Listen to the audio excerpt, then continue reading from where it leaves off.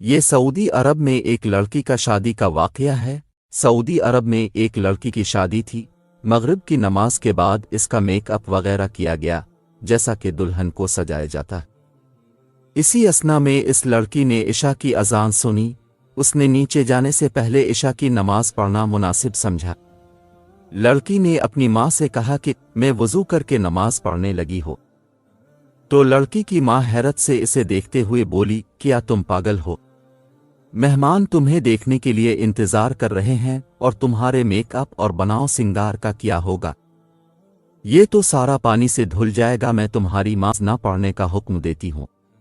اور کہا، واللہ اگر تم نے ابھی وضو کیا تو میں تم سے ناراض ہو جاؤں گی۔ بیٹی نے کہا، اللہ کی قسم میں یہاں سے تب تک نہ جاؤں گی جب تک نماز ادا نہ کر لوں۔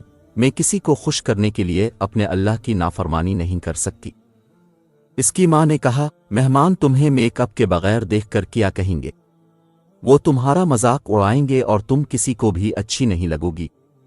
لڑکی ماں کی بات سن کر مسکراتے ہوئے بولی، اب اس لیے پریشان ہو رہی ہو کہ میں لوگوں کی نظر میں خوبصورت نہیں لگوں گی، لیکن میں تو اپنے پیدا کرنے والے کی نظر میں خوبصورت بننا چاہتی ہوں۔ لڑکی نے وضو کیا جس کی وجہ سے اس کا سارا میک اپ اتر گیا، لیکن اسے میک اپ خراب ہونے کا کوئی افسوس نہیں تھا اور نہ ہی لوگوں کے اچھا برا کہنے کا کوئی خیال تھا، کیونکہ اسے لوگوں سے زیادہ اپنے اللہ سبحانہ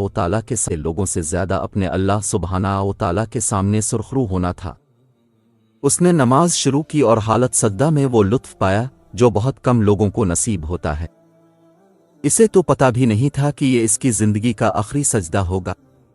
جی ہاں میرے محترم و مکرم قارئین کرام، وہ لڑکی حالت سجدہ میں اپنے خالق حقیقی سے جا ملی۔ کیا خوبصورت اور عظیم اختتام تھا!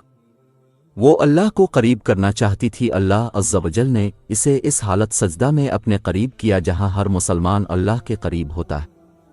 اگر آپ میں سے کوئی اس لڑکی کی جگہ ہوتا تو کیا کرتا؟ نہایت معذرت کے ساتھ یقیناً نماز کو ہی چھوڑا جاتا، جبکہ زندگی کا ایک منٹ کا بھی بھروسہ نہیں ہے۔